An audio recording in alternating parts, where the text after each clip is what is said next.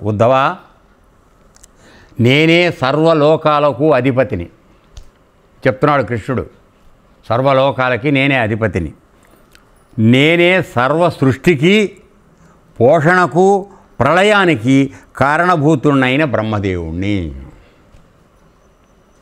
ఇప్పుడు మరి నువ్వు ప్రార్థన చేసేటప్పుడు ఆ బ్రహ్మ అని చదువుతున్నావే, ఆ బ్రహ్మ, అంతేకాని మామూలు సృష్టికర్త చేసే బ్రహ్మదేవుడు కాదు.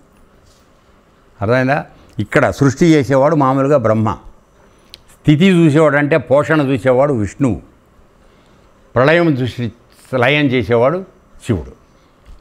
సో ఈ మూడు వీటన్నిటికీ కారణభూతుడైన ఆ బ్రహ్మని, అంటే నిరాకారమైనటువంటి పరమాత్మ, పరబ్రహ్మ ఏదైతుందో అది నేను అని చెప్తున్నాడు.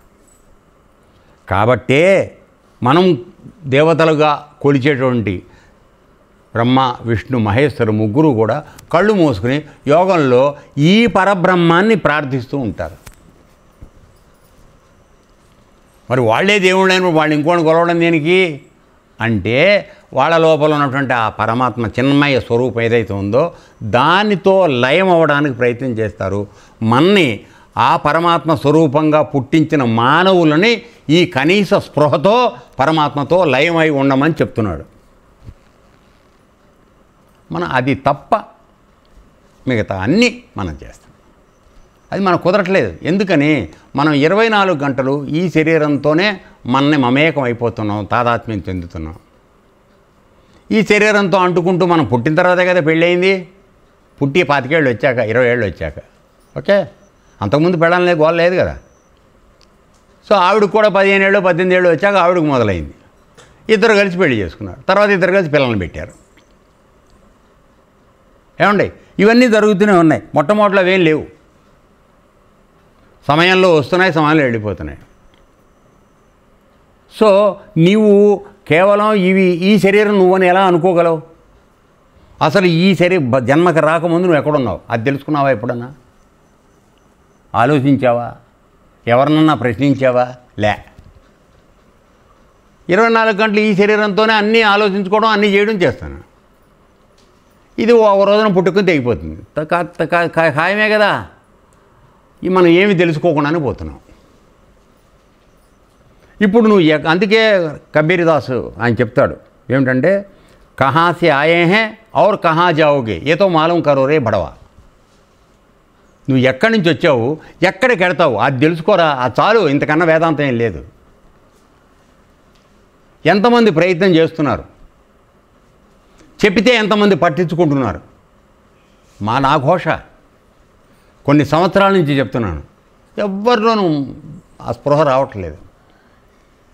ఏమిటంటే వస్తారు, ఆశ్రమానికి వస్తారు, కూర్చుంటారు, వింటారు, కాసేపు ఇంట్లో బర్రె ఏదో అయింది, వెంటనే లేచి వెళ్ళిపోతారు.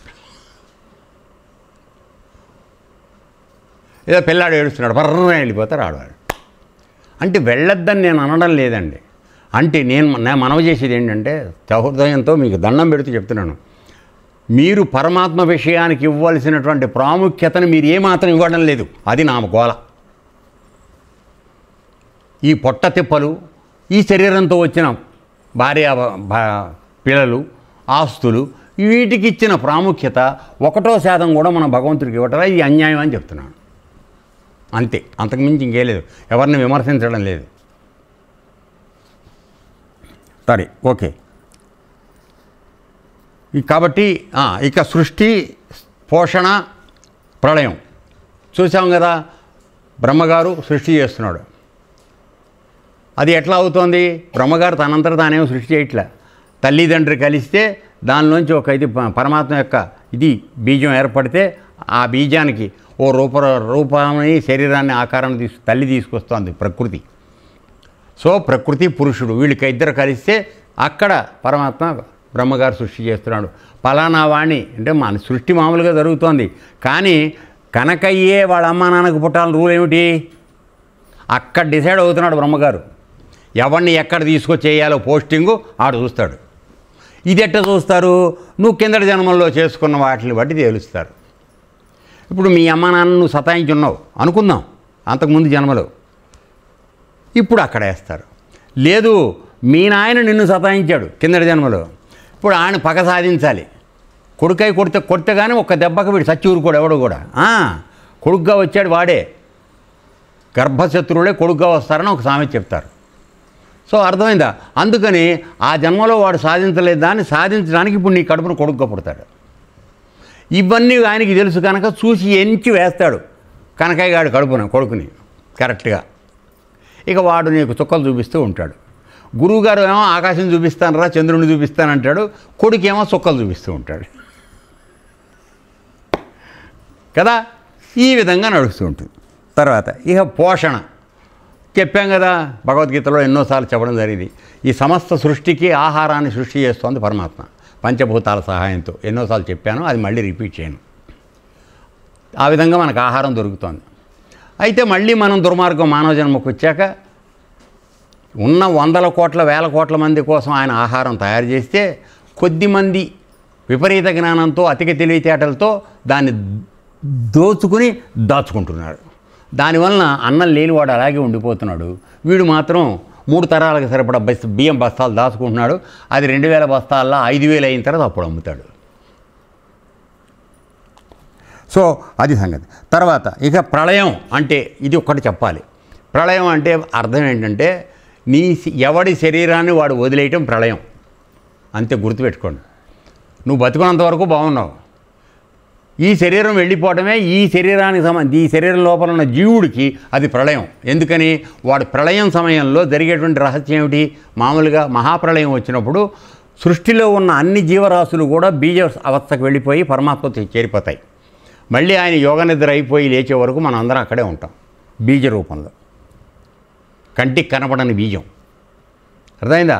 ఇప్పుడు ఈ శరీరానికి సంబంధించినంత వరకు నీ లోపల జీవుడు రూపంలో బీజం ఉంది. ఈ శరీరం వెళ్ళిపోతోంది అన్నప్పుడు ఈ జీవుడు బీజం వేరే చోటకి వెళ్ళిపోతుంది. కాబట్టి ఈ శరీరానికి సంబంధించినంత వరకు ఇది ప్రళయం.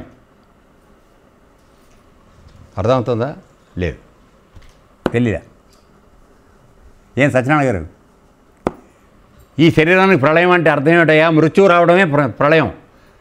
అయినప్పుడు ఏం జరుగుతోంది? నీ శరీరంలో ఉన్నటువంటి జీవుడు అనేవాడు ఎవడైతే ఉన్నాడో వాడు వెళ్ళి ఇంకొక జన్మ పోస్టింగ్ కోసం వెయిట్ చేస్తున్నాడు. అయిపోయా. ఇది ప్రళయం అనే దృష్టి మనం ఆలటాడితే. కాకపోతే లయకారుడు అంటే శివుణ్ణి లయకారుడు అంటాం. అసలు దానిలో ఉన్నటువంటి ఉత్కృష్టమైనటువంటి అర్థం ఏమిటంటే నీ యొక్క ఈ జన్మ పాపాలు చేసిన వాటన్నిటినీ లయింపజేసేవాడు పరమాత్మ శివుడు. ఎందుకని నీకు జ్ఞానాన్ని ఇచ్చి యోగ మార్గాన్ని ఇచ్చి ఒక గురువుని ఇచ్చి నిన్ను ఉద్ధరింపజేయడానికి ప్రయత్నం చేసేవాడు శివుడు. సో అటువంటి దాన్ని అమ్మో శివుడు చంపేస్తాడు, మనకి అన్నీ భయమే. దీని దుంపదేగా పుట్టిన కాడి నుంచి అన్నీ భయమే. మనకి చస్తామని తెలుసు, అయినా తెల్లారేపటికి ఏం అయిపోతుందో భయం. సో ఈ విధంగా ఉంటున్నాం, వదిలేద్దాం. తర్వాత ఈ విధంగా గృహస్థ ధర్మాలు పాటిస్తూ అంతఃకరణ శుద్ధి కలిగి ఉన్నట్లయితే, అంతఃకరణ శుద్ధి అంటే ఈ 4 ఉన్నాయని చెప్పాం కదండి, మనసు బుద్ధి చిత్తమోహం. ఈ 4 క్లీన్గా ఉండాలి ఉంటే. ఎందుకంటే బయట క్లీనింగ్ మనం చూసుకుంటున్నాం, లోపల క్లీనింగ్ మనం ఆలోచించట్లా. కావలసింది లోపల క్లీనింగ్ చాలా అవసరం. నా ఐశ్వర్యాన్ని అంటే ఆయన యొక్క సిరి సంపదలు, ఆయన ఇచ్చే విభూతి, ఆ అనుగ్రహం, దాన్ని నా స్వరూపాన్ని సాక్షాత్కరించుకోగలరు అంటే ముందు నీకు సిరులన్నీ ఇస్తాడు. అమ్మవారు వస్తుంది, వెదజల్లుతుంది నీకు ఆయన యోగంలో ఉండేటప్పటికి. ఎందుకని? అది కూడా రహస్యమే. ఏమిటంటే నువ్వు పరమాత్మ దోవలోకి వెళ్దాం అనుకున్న తర్వాత నీకు అనుకోకుండా ఆయాచితంగా డబ్బులు రావడం మొదలవుతాయి. అమ్మవారి దయ ఇలా జల్లుతుంది నీ మీద. అంటే అప్పుడు కూడా అది వాటేసుకుని కూర్చుండిపోయావు అనుకో, గోయిందా నీ కేసు అవుట్, తోసేస్తారు పక్కకి. ఎప్పుడు కూడా నాకొద్దు దేవుడా, ఇవన్నీ నాకొద్దు అమ్మా, నన్ను ప్రలోభ పెట్టద్దు, ఆయన పాదాలు పట్టుకుంటా, నాకు ఇంకేం వద్దని కూర్చున్నావా, అప్పుడు ఆయన సాక్షాత్కారం వస్తుంది. ముందు అమ్మవారిని పంపిస్తాడు కదా. ప్రపంచంలో అంతా ఎవరిది శక్తి? అమ్మవారిదే. సో ప్రకటితమైన శక్తి ఆవిడది కాబట్టి ముందు ఆవిడ ప్రలోభం పెడతాడు. ఇది రహస్యం. ఓకే.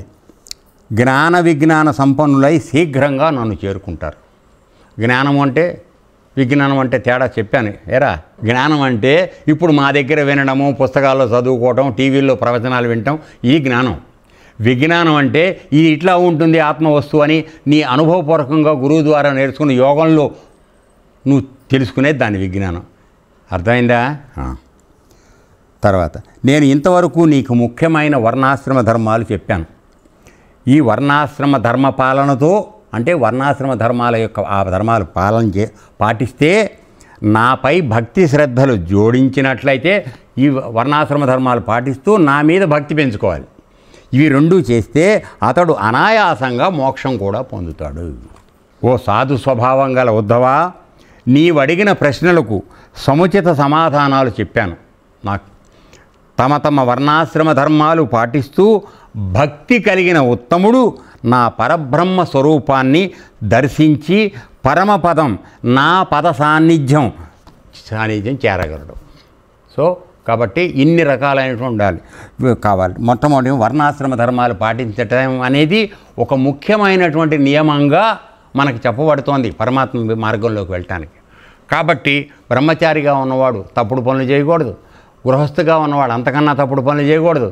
ఇట్లా ఏ ధర్మంలో వర్ణాలను ఆశ్రమంలో ఉన్నవాడు ఆ ఆశ్రమ ధర్మాన్ని పాటిస్తూ ఉండాలి. ఓకేనా?